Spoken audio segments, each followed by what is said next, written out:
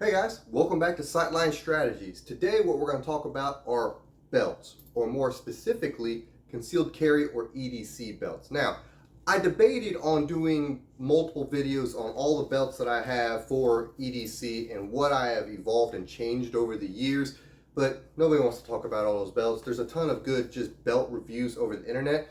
Let's talk about the pros and cons of the particular styles of that belt regarding stiffness, leather, materials, stitching, what have you. Let's talk about that, show some things that I have learned, and I will not hold back. I will still mention some of these companies. They're all great companies, and I am not endorsed, sponsored, or represented by any of these companies, just for a fact there. But let's get into it regarding everyday carry belts. All right, I figured I would start here doing a little table talk review. It'd be easier for you guys to actually see the belts, and we will go from there. Starting with the good old original. This is the Aries Ranger belt right here with the good old Cobra buckle. Still seems to be a very popular option. A lot of different companies make this option. It's a very stiff belt with the scuba gear. Some people still really like that. I don't like it because, as you can see here, you get that hula hoop effect, okay? And that's what we're looking for, or I don't want to see. What I have noticed is some people that have larger waistbands still prefer the super stiff belt. It works for them.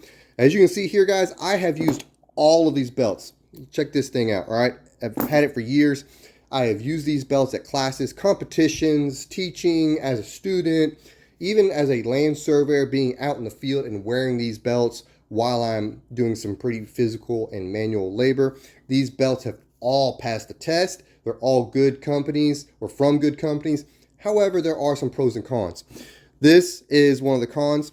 This belt is good enough. This type of belt with the scuba webbing is good enough to wear for your outside the waistband if you carry, or 3 or 4 o'clock at classes, specifically like carbine classes, because let's be real, guys, most carbine classes, you don't need a chest rig, you don't need a battle belt.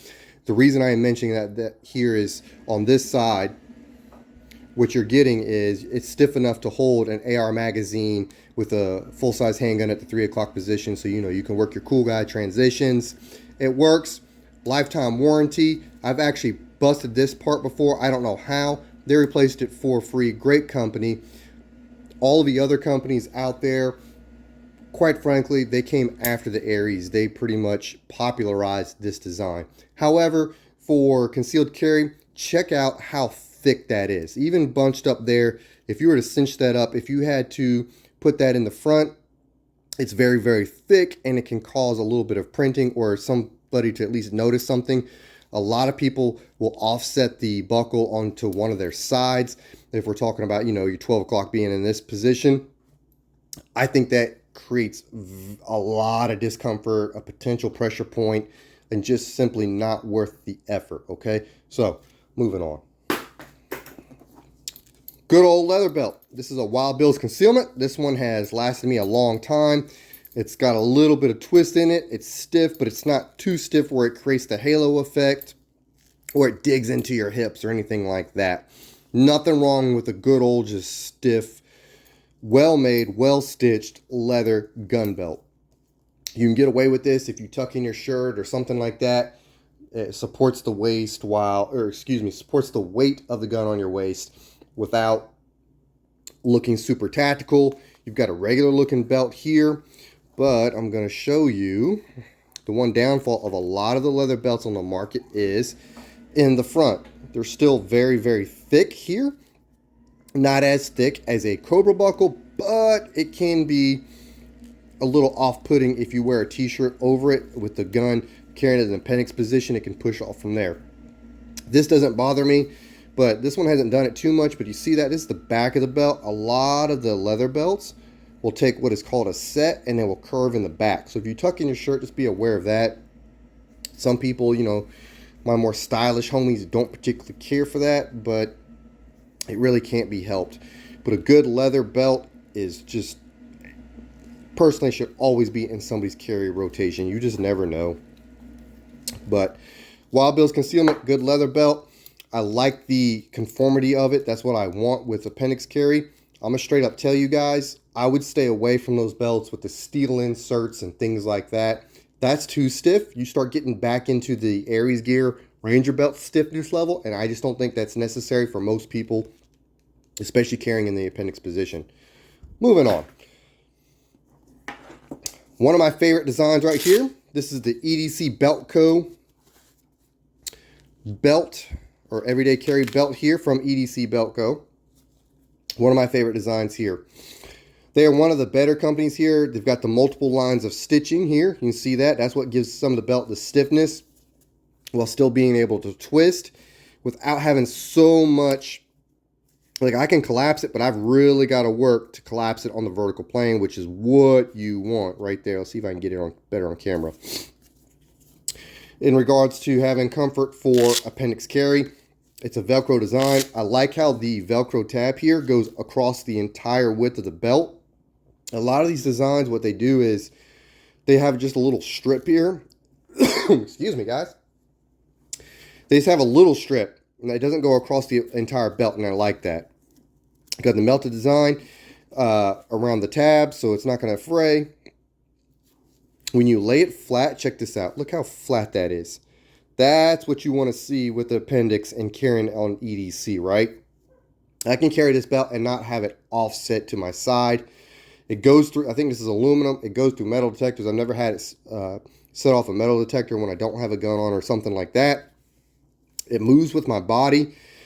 The only thing is, quite frankly, is you kind of sound like a 5-year-old when you're at the urinal, if that really matters to you, right? You got the Velcro going on from there.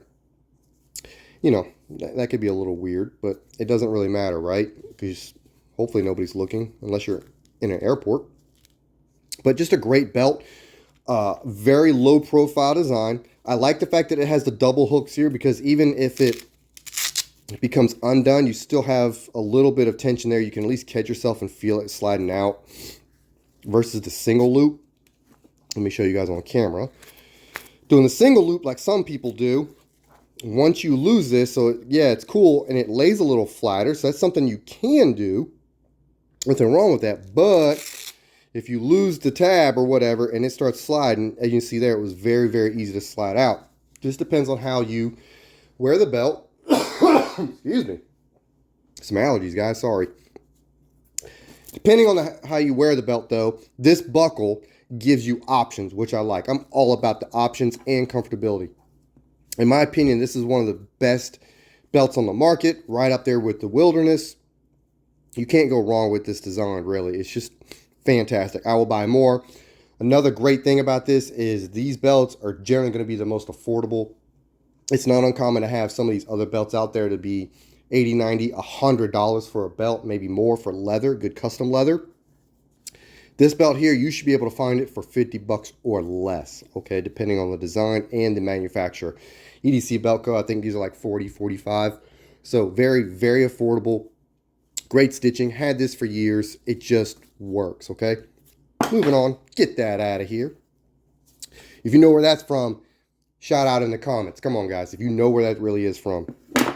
Last but not least, this is a G-hook from Volan Gearworks. And what you got here is that's how it hooks in there. That's why it's called the G-hook. Great design. It's a little stiffer. Scuba webbing, like the Aries gear. But it works very well. It's not quite as stiff in my opinion. Still works. And then you have the tab there. It does lay very flat. Not quite as flat as the last belt that I just showed you guys. But it holds a little more weight. So if you want something that's a little stiffer, let me get this undone. A little stiffer than the Ranger belt, but not quite as flimsy as the EDC Velcro, this is a good option. The cons of this style of belt, this G-hook and this Velcro here, hit the camera.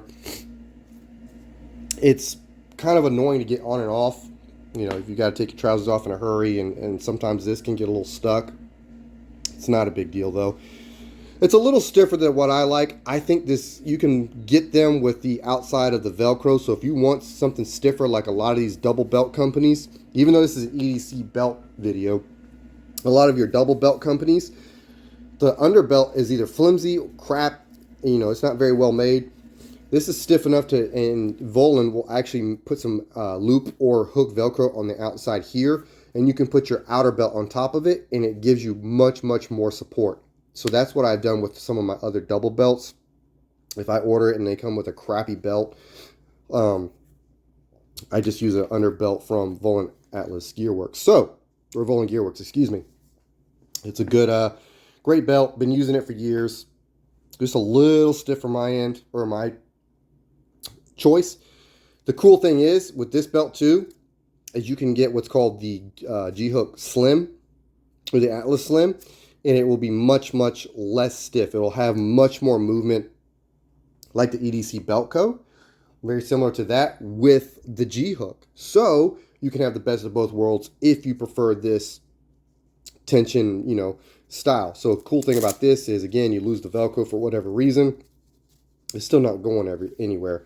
That's another reason I like it for both EDC, like if you're in a tussle and doing some type of force on force stuff, and your underhook stuff or your underbelt stuff. It works very well for that. All right, guys, that was the down and dirty on 4 different belt types. All right, I didn't want to go over every single one of them individually. Who cares about all of that with 4 different videos? There are a lot of different manufacturers, a lot of different belt types out there. These are just some of the ones that I have direct experience with over a tremendous amount of time doing a lot of different things. Let me know in the comments what you guys are using from various different manufacturers, because we are trying to get better together. And what you are using may help somebody else with what they're looking for in regards to their choices for their everyday carry. Guys, that's what I got for you today. Please be sure to check out the website, SightlineStrategiesUSA.com, for all upcoming classes, both my in-house and guest instructors that we are bringing right here to the Low Country in South Carolina. I truly hope that this helps and that I will see you in a future class. And as always, hold your line.